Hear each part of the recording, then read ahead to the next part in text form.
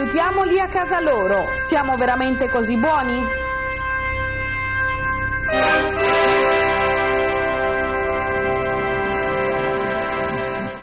E allora, eccoci ritornati in studio per parlare allora di migrazioni, ma di parlare anche di Africa, una volta tanto, una volta di più, ma non se ne parla mai abbastanza, di quella che è la situazione africana. Siamo veramente noi buoni quando diciamo andiamo ad aiutarli a casa loro. Allora, abbiamo due nuovi ospiti in studio e sono Don Dante Carraro. Buonasera Don Dante, medici con l'Africa QAM, è appena rientrato dalla Sierra Leone e dal Sud Sudan, due paesi particolarmente caldi, non solo in senso climatico, no? Direi, grazie di essere qua, innanzitutto. Grazie. Al suo fianco abbiamo Papa Fall, senegalese, da molti anni in Italia, della CISL di Padova e Rovigo. Buonasera, anche a lei, Papa Fall. Allora, io dicevo, abbiamo visto anche nei titoli, siamo veramente buoni. Cosa abbiamo fatto in tutti questi anni di presenza, tra virgolette, occidentale nell'Africa? L'Africa per certi versi ha rappresentato una sorta di, come dire, hard discount delle materie preziose, Don Dante, è così? Ma non c'è dubbio che per la l'Occidente, sì, che la storia del continente africano è una storia pesante, ecco. Insomma, non occorre essere esperti di storia per sapere che sì, ciò che il colonialismo a suo tempo ha fatto, poi la fase del colonialismo militare o comunque pesante, l'Africa era spartita in aree, attualmente anche la lingua che si parla è frutto di quell'epoca, ci sono dei paesi anglofoni, francofoni, lusofoni e così via. Però anche recentemente non c'è dubbio che si interroga, ecco, vedere. Per esempio, lo dico perché dal Sud Sudan per tornare in Italia ci si ferma in Etiopia. Queste sono proprio strade diciamo, dell'altopiano etiopico. Addis Abeba sono 2500 metri, questo è uno dei centri sanitari che abbiamo ristrutturato e abbiamo fatto la formazione personale locale. Queste sono mamme che vengono, come vedete, a vaccinare ed è stato un momento di festa, insomma, ecco. Perché voi siete quelli che sostenete che bisogna aiutarli a casa loro, ma insegnandogli. Noi siamo fermamente convinti che come dire, basta capirsi bene, no, quando si dice aiutiamoli a casa loro. A me sembra che sia anche più fine e più delicato e anche più vero magari dire che sono proprio le popolazioni africane, la gente, i colleghi africani che ci chiedono di essere aiutati a crescere lì dove sono nati, il diritto di avere una famiglia, di avere un futuro nei loro paesi, eccetera. Quindi è lo stesso concetto, però forse esplicitato proprio partendo da quello che loro stessi ti chiedono. Allora dicevo, torno sul punto di prima, dicevo ad Addis Abeba tu arrivi e recentissimamente sono state fatte 3 cose gigantesche. Una grande circonvallazione della città grossa, 4 milioni e mezzo di abitanti. In 2 anni è stato fatto il palazzo dell'Unione Africana e una metropolitana di superficie, una sorta di cosa. Fatta da chi? Dai cinesi. L'hanno fatta in 2 anni, ha fatto il palazzo dell'Unione Africana, regalato. Uno dice, ma sono proprio generosissimi. Com'è possibile? Sono veramente più generosi di me che magari vado in chiesa la domenica, insomma, no, sti preti che insistono sull'essere generosi, solidali. Sì, ecco, in realtà sono forme nuove. Se tu vai su tutta la costa orientale dell'Africa, parlo dall'Etiopia, si va in Kenya, giù, Tanzania e anche il Mozambico fino al Sudafrica, le coste sono quasi tutte comperate o dagli arabi o dagli indiani là. Quindi ecco, non solo secondo me si sta facendo ancora troppo poco per queste popolazioni, ma ci sono forme nuove e sottili e meno trasparenti di colonialismo, ecco, certo, di varia natura. Certo. Falla, una presenza, e lo sentiamo anche adesso, che continua tra virgolette a sfruttare l'Africa, perché poi la ricchezza di questi paesi, penso al Congo o anche altri, le ricchezze sono immense, però la ricchezza non resta lì, la popolazione resta povera. La Repubblica Democratica del Congo l'80% non ha ancora l'elettricità, eppure c'è un progetto di una grandissima diga, la Grande Inga, che dovrebbe portare l'alta tensione proprio sui paesi del Mediterraneo. Forse aiutarli a casa loro potrebbe anche voler dire potremmo tornarcene a casa noi e lasciarli che si arrangino. Esattamente, no? ma io parto dal presupposto, come dicevo prima, aiutiamo a casa loro, bisogna vedere che tanti immigrati, io dico, che sono qui hanno l'intento o il desiderio di tornare in patria. È vero che il sistema italiano talvolta ha fatto in modo che tendenzialmente tanti immigrati col sistema, col fatto che non ci siano alcuni accordi particolari che ti consentono almeno di poter recuperare quelli che sono i contributi versati qui derivanti dal lavoro, alcune situazioni non ti spingono a dover lasciare il territorio italiano per tornare nel paese di origine ed investire. Questo significherebbe che io potrei lavorare arrivando all'età della pensione, i soldi maturati qui rischio di perderle se non ho praticamente la possibilità che questi soldi mi accompagnano nel mio paese di origine.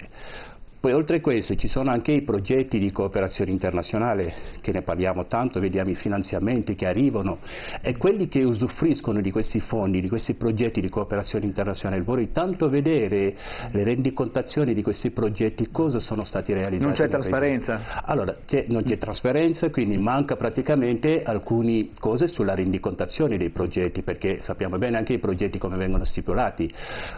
Avere anche delle strutture di accoglienza dei paesi dove ci tendono ad aiutare, in modo di poter collaborare, di poter fare in modo che almeno questi aiuti vengano. A me mi strappa il cuore quando vedo spesso immagini come immagini di bambini, immagini che vengono usati dove chiedono praticamente di inviare un SMS per cercare almeno di risolvere determinate cose. Questo non è aiutare, sono immagini almeno terrificanti. Il fatto di aiutare bisogna vedere, qua parliamo di un fenomeno immigrazione dove sicuramente l'Italia non è più l'Eldorado, non è più il paese che la gente tendenzialmente diceva che vado in Italia, faccio soldi, torno nel mio paese di origine ad investire.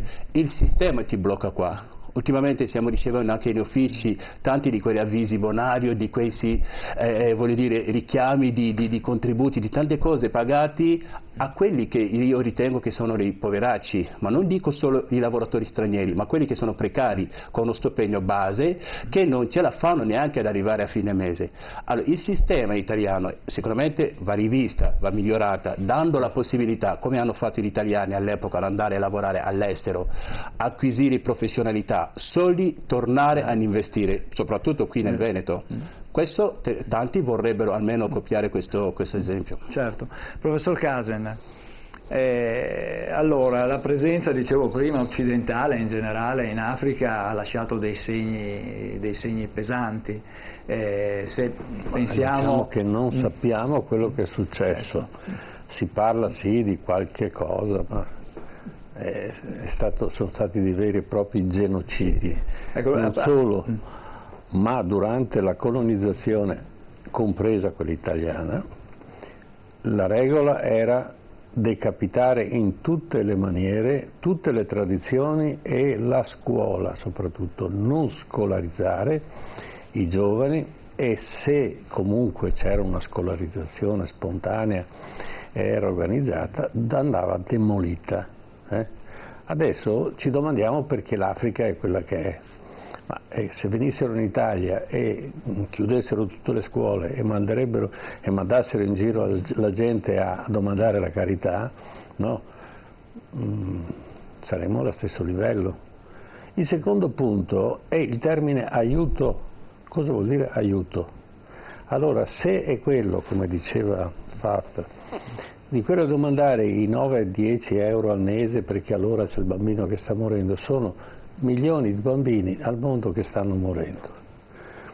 E non sono queste le organizzazioni che garantiscono poi uno sviluppo del paese, perché non è tanto affrontare l'urgenza, che è importante, uno sta per morire, lo aiuto, non c'è dubbio, ma io devo creare un volano attraverso il quale questo paese si riprenda e diventa autonomo economicamente. Allora succede una cosa strana in Africa. L'Africa è il continente più ricco al mondo.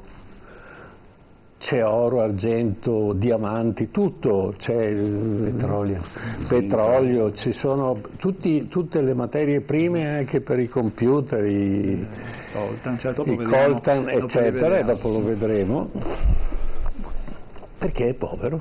Allora, se in Italia ci fossero tutte le risorse che sono in Africa, noi saremmo non ricchi, straricchi, no? Allora, non aiutiamo l'Africa.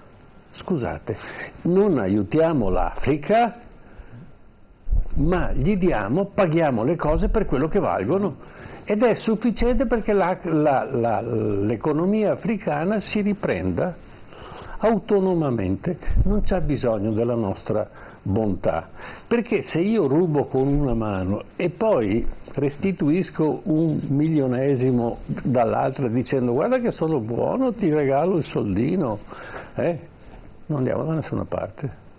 Paghi il coltan per quello che vale, quello che è quotato in borsa, e lo denunci al tuo paese, non il 10-3% e il resto tutto in nero, ma lo denunci e paghi le tasse, perché siccome prendi tanto è giusto pagare le tasse e vivi anche in un paese decente. Ma come viene gestito questo? Perché non è affidabile l'Africa? Perché chi è capo di Stato è stato messo da uno Stato estero ed è stato per la maggior parte uno Stato europeo o comunque cosiddetto occidentale, americani, inglesi, francesi, italiani, tedeschi, eccetera, no? Belgi, eccetera. Quindi quello che è al potere è una scimmietta, è un cagnolino tenuto al guinzaglio e il giorno che lui si sbaglia gli capita, guarda caso, un colpo di Stato, ne mettono un altro. Ed è la storia del Belgio, del Congo belga, no? Il Congo ha avuto questa vicissitudine, è stato il paese più martoriato, a mia conoscenza, poi ce ne sono molti altri, con milioni di morti e mutilati. Certo, abbiamo delle foto, se la regia le manda in onda, sono foto ovviamente dell'inizio del secolo scorso. Allora, se effettivamente la politica non prende in considerazione, ecco, questi sono, qua. Non questo, si vede bene, ma il braccio sinistro è stato tagliato. Ma questo qui è un padre che sta guardando le mani e i piedi del figlio che erano stati tagliati, eccolo qua. Che erano state tagliate perché non aveva raccolto abbastanza gomma. Certo, era un incentivo perché la produzione di gomma, che allora andava per la maggiore, fosse idonea alle richieste del mondo occidentale, dell'Europa, che l'Europa si sa che ha una grande civiltà, ha inventato Auschwitz l'Europa, possiamo vedere anche le altre foto se fate andate avanti. E quando mi dicono ma tu non hai paura, vado in Africa, mi dicono ma tu non hai paura dei negri, no, dico perché non c'è nessuno che ha fatto Auschwitz, Dachau, quelle cose lì, non mai si sono mai organizzati per deportare milioni di persone, e se l'hanno fatto sono state fatte appositamente su ordine e disposizione degli europei. Questa è la nostra responsabilità. Allora, questi politici che si riempiono la bocca di aiuto, no? Abbiamo visto recentemente che l'altro giorno è andato anche un altro Presidente del Consiglio italiano a spiegare quanto siamo buoni. E dopo lo sentiremo allora, dopo. Io direi che ci diamo un bel taglio e diamo una disposizione all'ONU che le multinazionali paghino il 50% del prodotto che viene portato via o rubato. dall'Africa, dopodiché l'Africa diventa il paese più bello del mondo e ci andiamo a stare perché il clima in certe zone dell'Africa è fantastico. Ciambetti, è una questione molto complessa che appunto ha anche delle però tappe. diciamo che non sempre si raccontano queste cose, no? Perché sono un po' cose, è una storia scomoda. Sì, è molto scomoda, cioè appunto ha delle colpe, dei peccati originali che partono sicuramente dalla colonizzazione europea e da certe situazioni, ma penso che il Congo citato, quando vado a Bruxelles e passo davanti al monumento delle mani mozze, Eccolo, certo. È lì, in fondo a un boulevard, è chiaro e limpido. È sicuramente molto complessa, la mancanza anche di, chiamiamola, democrazia, o situazioni di partecipazione e volontà popolare ai governi appunto africani comporta derive e distorcimenti dell'economia, come ha detto benissimo il professore. Come diceva Dante, la Cina si sta riprendendo molto, quindi la presenza cinese in maniera massiccia, non facendo, penso che le cose costruite ad Addis Abeba non le hanno costruite maestranze locali, ma è maestranza cinese fatta arrivare dalla Cina per costruire queste cose, quindi anche senza appunto una ricaduta sull'economia locale, che invece dovrebbe essere quella la linfa e l'attività che un governo mediamente intelligente dovrebbe portare se fa opere pubbliche di quel tipo. Quindi situazione molto complessa, difficile da affrontare, e poi ci sono delle leggi che vengono applicate, cioè, ad esempio noi come Regione Veneto, io quando ero assessore ZAI abbiamo fatto seguire anche la cooperazione internazionale, in 5 anni abbiamo fatto 800 progetti di cooperazione e di iniziative che controllate da noi, rendicontate penso abbastanza bene, abbiamo fatto il progetto SUPA con la comunità senegalese, insomma li abbiamo controllati questi fondi, e raccontavo Don Dante, abbiamo inaugurato un ospedale, una parte di un ospedale Ringa in Tanzania, e il nostro ambasciatore mi diceva per fortuna che siete arrivati voi a fare qualcosa, se no non riuscivano a fare nulla come sistema Italia. Quindi se si vogliono fare delle cose anche positive, con però appunto i partner giusti, quella volta fu CUA, ma insieme ad alcune ULS del Veneto, assieme alla CEI, diciamo persone serie, con un progetto serio e anche ormai rodato negli anni, che hanno fatto qualcosina, sicuramente non abbiamo risolto i problemi del mondo, ma qualcosina di buono per quel tipo di situazione, per quel tipo di popolazione in Tanzania. Quindi la possibilità scusate, di fare dei progetti che poi vanno a buon fine c'è. Le condizioni di base che invece dovrebbero servire a cambiare veramente l'economia dell'Africa vanno decise a livelli Nazioni Unite, ma abbiamo avuto anche qualche segretario delle Nazioni Unite che arrivava dall'Africa, però neanche quei segretari sono riusciti a dare una svolta positiva, un volano positivo appunto a situazioni economiche e di distorcimento delle rappresentanze democratiche che purtroppo rendono l'Africa sempre un continente che offre una mano tirato, se non peggio. Ecco, uno dei fenomeni di cui si è parlato, ma forse non si parla ancora abbastanza, è quella sempre della Repubblica Democratica del Congo, e quello che dicevamo del coltan, la colombite e il tantalio, no? Che è un minerale pregiato per tutta la tecnologia, dunque per quello che facciamo anche noi, qui le telecamere, i cellulari, le PlayStation e quant'altro. Un minerale che viene raccolto in condizioni veramente drammatiche. Allora sono stati fatti vari reportage che forse non hanno avuto abbastanza come dire, riscontro poi nell'informazione. Abbiamo preso un breve pezzetto giusto per ricordare, per far presente ai nostri telespettatori di che cosa si tratta.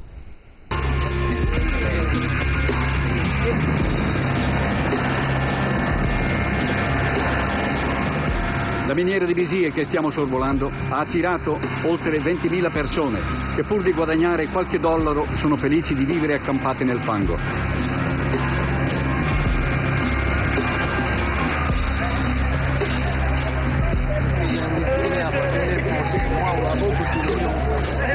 Non sembrerebbe, ma i preziosissimi sacchi di materiale destinati alle industrie occidentali e asiatiche partono proprio da qui.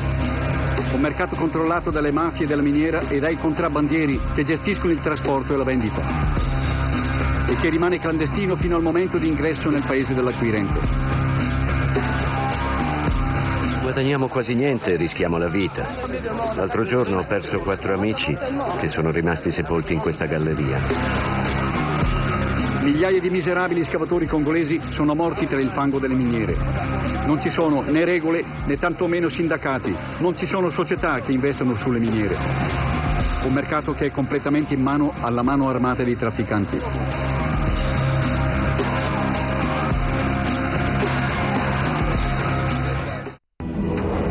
Di queste ricchezze qui non resta niente. Sono 4 mesi che non veniamo pagati. Lo stipendio è più o meno l'equivalente di $10. A comandare qui sono le mafie e le bande armate. E così, in una delle zone più ricche del Congo, trovi la solita miseria nera.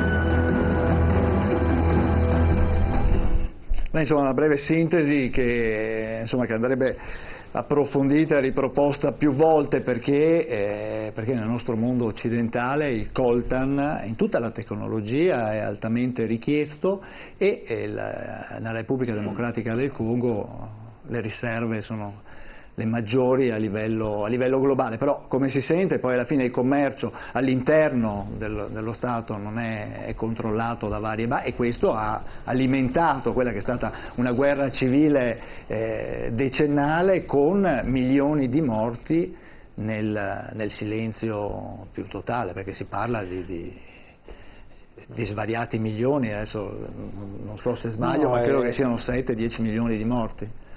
Sì, e questi sono i morti diretti da arma da fuoco, ma chi conosce il Congo basta solo man mano che tu esci da Kinshasa e vai nelle zone rurali, periferiche, limitrofe, ci sono i morti indiretti di tutto ciò che questo ha determinato. Vai su al confine verso il Sud Sudan, quindi da Kinshasa vai su verso nord, tutta quella fascia da Kisangani fino a Bondo, dove c'è una presenza proprio dei comboniani anche molto forte.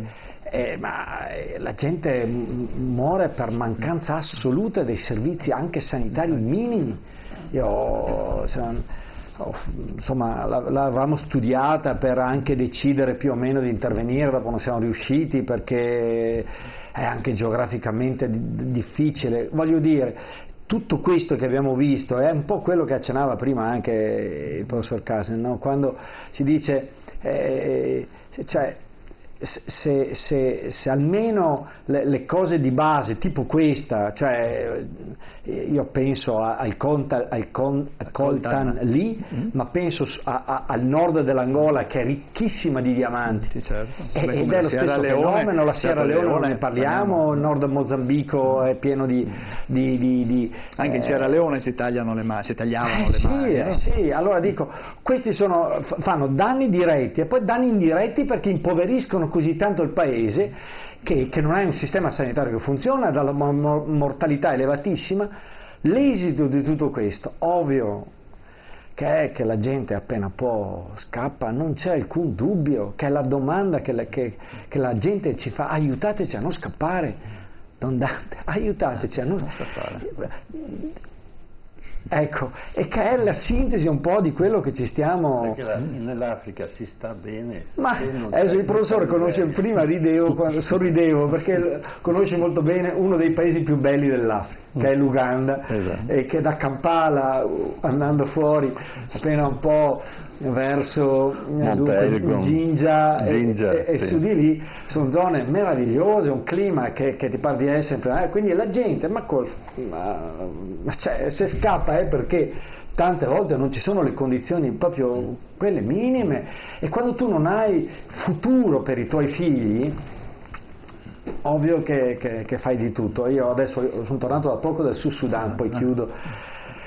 Beh, anche lì sono i problemi anche con gli aiuti, no? Gli aiuti umanitari più delle volte non arrivano neanche, perché hanno paura che finiscano nelle mani dei gruppi armati, quindi non arrivano neanche alle persone a cui sono destinati. Sì, e dopo quello che vedi è quando, ripeto, insomma, c'è un disastro tale per cui io credo che ci debba essere, prima si parlava di Nazioni Unite, eccetera, ci debba essere un convergere serio, però. Ma quando dico serio intendo dire che ho l'impressione che anche le Nazioni Unite facciano così fatica a funzionare bene, perché dietro ci sono tanti interessi di natura politica, geopolitica, in parte legate anche quindi alle materie prime, agli interessi, in parte anche alla paura che c'è, è vero, anche di queste infiltrazioni estremistiche, cioè, quindi è complessa, ecco. Beh, le Nazioni Unite, i soldati dell'ONU sono presenti ad esempio nella Repubblica Democratica del Congo, tra l'altro adesso hanno deciso di ridurre il numero dei militari presenti, ma sono presenti da 14 anni, e questo non ha impedito che quello che abbiamo visto avvenisse. No, allora l'ONU serve a conservare il potere disastroso del Congo e di altri paesi, serve a conservare, perché non si vuole